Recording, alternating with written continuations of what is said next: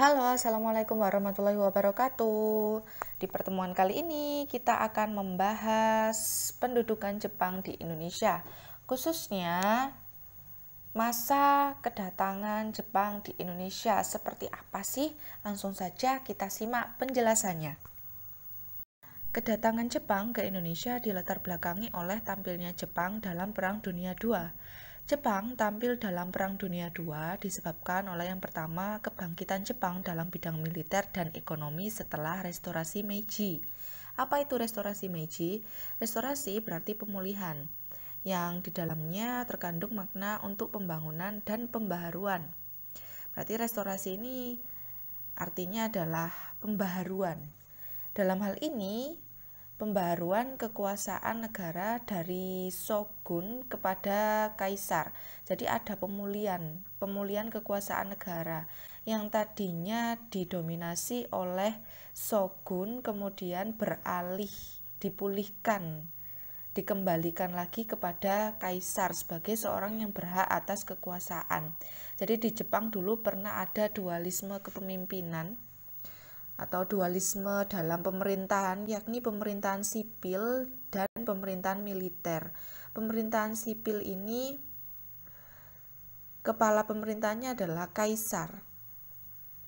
Sedangkan pemerintahan militer kepala pemerintahnya adalah shogun. Jadi shogun ini sebenarnya berarti tentara tertinggi. Akan tetapi pada perkembangannya kemudian shogun ini berkembang menjadi pengertiannya diktator militer. Jadi ada dualisme kepemimpinan.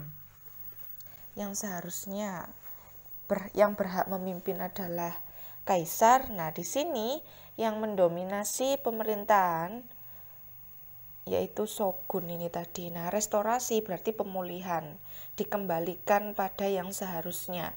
Kemudian Meiji adalah nama masa pemerintahan Kaisar Mutsuhito. Nah, kaisarnya itu namanya Mutsuhito, tetapi masa pemerintahannya dikenal dengan masa Meiji Tenno. Pemulihan ke tangan Kaisar Meiji inilah yang dikenal dengan nama restorasi Meiji. Nah, pemulihan tersebut terutama di bidang militer dan ekonomi. Jadi ada perbaikan di berbagai bidang. Nah, ini terutama di bidang militer dan ekonomi. Kemudian yang kedua penyebabnya Jepang ikut dalam Perang Dunia II yaitu kebutuhan bahan bakar, bahan mentah, dan tempat pemasaran. Seperti yang kita tahu, Indonesia kaya akan bahan-bahan mentah seperti minyak bumi dan batu bara yang sangat diperlukan untuk kepentingan militer dan industri Jepang yang berkembang pesat pasca restorasi Meiji tersebut. Dan Indonesia banyak sekali memproduksi hasil produksi pertanian dan juga peternakan. Nah, produksi pertanian dan peternakan ini juga dibutuhkan untuk memenuhi kebutuhan pokok tentara Jepang dalam peperangan. Seperti yang kita tahu, saat itu Jepang dalam Perang Dunia II ya, atau yang kita kenal Perang Asia Timur Raya. Kemudian yang ketiga penyebabnya adalah meningkatnya jumlah penduduk. Meningkatnya jumlah penduduk ini membutuhkan tempat baru bagi Jepang. Dan penyebab yang keempat adalah ajaran Haku Ichiyo. Apa penyebaran ajaran Haku Ichiyo ini? Ajaran Haku Ichiyo adalah ajaran yang bertujuan untuk membentuk sebuah kekeluargaan yang meliputi seluruh dunia di bawah pimpinan Jepang. Nah, untuk merealisasikan cita-cita tersebut, Jepang melakukan tindakan dengan memprogram pelaksanaan Haku Ichiyo dalam bentuk Rencana Tanaka. Apa itu Rencana Tanaka? Rencana Tanaka ini adalah sebuah rencana atau program dari Perdana Menteri yang bernama Baron Tanaka, sehingga dikenal dengan Rencana Tanaka. Rencana seperti apa? Ya, rencana untuk menguasai dunia. Terlebih di bawah pimpinan Jepang. Jepang menjadi pemimpinnya. Jadi langkah pertama yang diambil adalah menguasai Korea, kemudian Manchuria, kemudian Cina, dan berikutnya Asia, lalu seluruh dunia. Kemudian penyebab yang terakhir adalah serangan Jepang ke Pearl Harbor.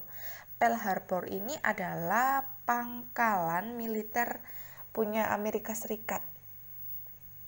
Serangan ini dilakukan pada tanggal 7 Desember tahun 1941. Jadi peristiwa ini menjadi awal terjadinya perang antara Jepang melawan Amerika Serikat beserta sekutu-sekutunya yang berlangsung antara tahun 1941 hingga tahun 1945. Jadi Perang Dunia II atau Perang Asia Timur Raya ini berlangsung mulai tahun 1941 sampai 1945. Berikutnya, faktor penyebab bangsa Indonesia simpati terhadap Jepang. Nah, sebelumnya kita bahas ini, kapan sih Jepang mulai mendarat di Indonesia? Pada 11 Januari 1942, Jepang berhasil mendarat di Tarakan dan menguasai daerah Tarakan dan Balikpapan. Nah, kalau kita lihat, Tarakan dan Balikpapan ini adalah daerah-daerah penghasil minyak. Sementara yang kita bahas tadi di slide sebelumnya bahwa Jepang ini membutuhkan bahan mentah, bahan bakar juga untuk keperluan perangnya. Kemudian pada 8 Maret 1942 ini disepakati perjanjian Kalijati yang berisi Belanda menyerahkan jajahannya atas Indonesia kepada Jepang tanpa syarat. Nah, di sini Belanda mulai kalah dengan Jepang dan akhirnya menyerahkan jajahannya yaitu Indonesia kepada Jepang. Maka dimulailah masa pendudukan Jepang. Pada awalnya kedatangan Jepang ini disambut dengan baik oleh bangsa Indonesia. Nah, ini ada beberapa faktor mengapa bangsa Indonesia itu memiliki sikap simpati terhadap Jepang. Yang pertama, karena kemenangan Jepang atas Rusia pada tahun 1905.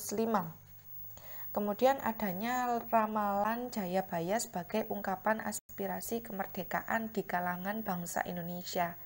Nah, jadi berkembang ramalan Jayabaya saat itu yang berbunyi bahwa Indonesia suatu saat akan kedatangan bangsa berkulit kuning yang kedatangannya itu masanya hanya seumur jagung. Lalu kemudian Indonesia akan meraih kemerdekaannya. Maksudnya seumur jagung itu hanya pendek umurnya, waktunya hanya singkat. Karena memang terbukti Jepang sendiri itu menduduki Indonesia dari tahun 42 hingga 45. Kalau dibandingkan dengan penjajahan masa Belanda itu sangat jauh ya waktunya. Tetapi ramalan Jayabaya ini sangat familiar saat itu dan membuat bangsa Indonesia itu benar-benar berharap akan kemerdekaan itu sehingga mereka sangat bersikap simpati terhadap Jepang. Kemudian yang ketiga, kekecewaan Indonesia terhadap Belanda setelah ditolaknya pemberian hak memerintah sendiri bagi bangsa Indonesia. Ya, mana mungkin Belanda mau memberikan hak kepada bangsa Indonesia untuk memerintah bangsanya sendiri. Sementara Belanda itu sangat tidak mau kehilangan Indonesia saat itu. Selanjutnya, kita bahas bentuk propaganda Jepang terhadap bangsa Indonesia. Sebelumnya, kita harus paham dulu apa itu propaganda. Propaganda adalah penerangan yang dikembangkan dengan tujuan meyakinkan orang lain atau pihak lain agar memiliki sikap yang sesuai dengan yang diinginkan yang melakukan propaganda. Jadi Jepang ini memberikan penerangan supaya bangsa Indonesia ini yakin dan memiliki sikap yang sesuai dengan yang diinginkan oleh Jepang. Seperti apa propagandanya? Yang pertama, Jepang mengobarkan semangat anti Belanda, menyebarkan semangat benci terhadap Belanda. Kemudian yang kedua, Jepang menganggap dirinya sebagai saudara tua bagi bangsa Indonesia. Dan yang ketiga, Jepang menggemborkan bahwa kemenangan Jepang atas Perang Asia Timur Raya adalah kemenangan bersama. Dan selanjutnya, radio-radio Jepang selalu mengumandangkan lagu kebangsaan Indonesia Raya. Dan yang kelima, Jepang memperbolehkan mengibarkan bendera merah putih. Ternyata itulah cara-cara Jepang menarik perhatian, menarik simpati, sehingga bangsa Indonesia begitu yakin bahwa Jepang ini lebih baik daripada Belanda dan akan membawa Indonesia menuju pintu kemerdekaan Indonesia. Selanjutnya, pemerintahan militer pendudukan Jepang. Pada tahun 1942, muncul pemikiran dari markas besar tentara Jepang agar penduduk di Indonesia ini dilibatkan dalam aktivitas pertahanan dan kemiliteran, sehingga dibentuklah pemerintahan militer. Jepang masuk ke Indonesia dalam suasana perang. Seperti yang kita tahu bahwa Jepang saat itu sedang menghadapi Amerika dan sekutu-sekutunya dalam Perang Dunia II. Nah, sehingga hal ini membawa pemerintahan Jepang di Indonesia ini cenderung bersifat militer.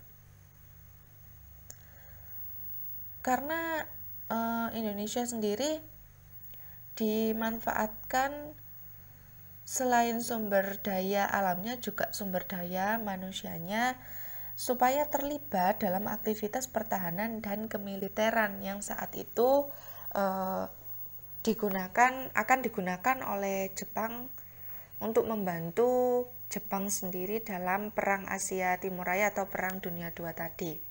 Nah, untuk memperlancar pendudukan militernya dibentuklah pemerintahan militer. Nah, pemerintahan militer tersebut meliputi yang paling tinggi ada Gunsirekan, yaitu Panglima Tentara sebagai pucuk pimpinan. Kemudian yang kedua ada Gunseikan, Kepala Pemerintahan Militer, yang mana kantor pusat disebut Gunseikanbu, sehingga terdapat 4 bu. Nah, bu ini semacam departemen ya. Nanti ada departemen seperti departemen dalam negeri, departemen keuangan, departemen perusahaan, departemen lalu lintas, departemen kehakiman. Nah, seperti itu. Kemudian yang kedudukan yang ketiga ada Gunseibu. Gunseibu ini adalah koordinator pemerintahan dengan tugas memulihkan ketertiban dan keamanan. Nah, kalau saat ini semacam gubernur.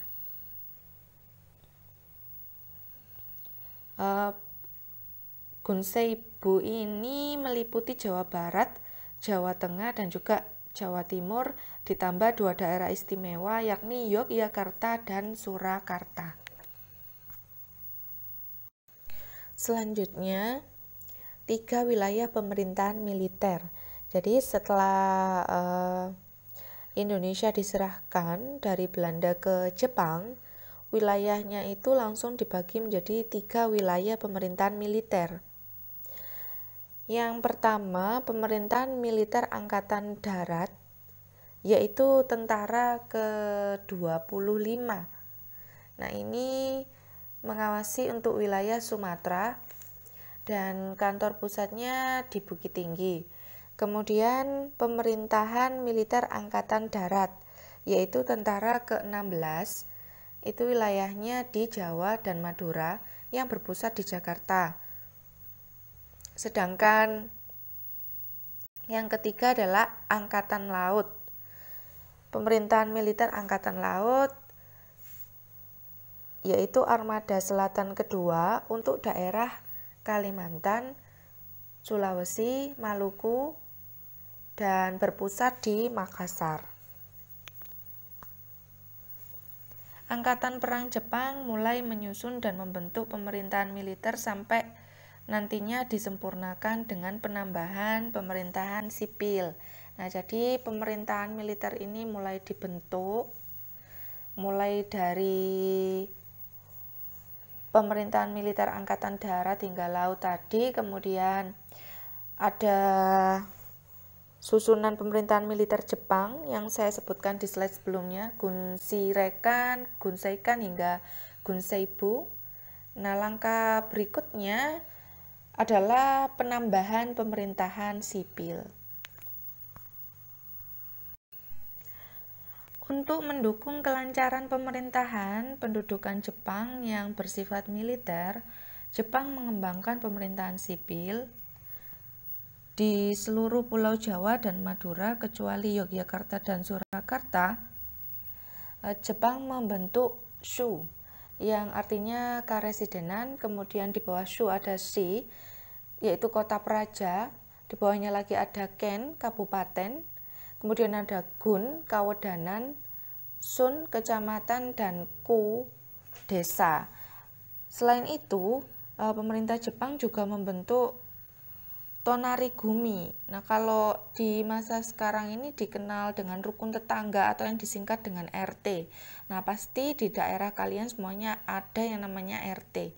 Nah, hal ini bertujuan agar pemerintah Jepang dapat mengawasi gerak-gerik rakyat agar dapat dipantau oleh pemerintah Jepang.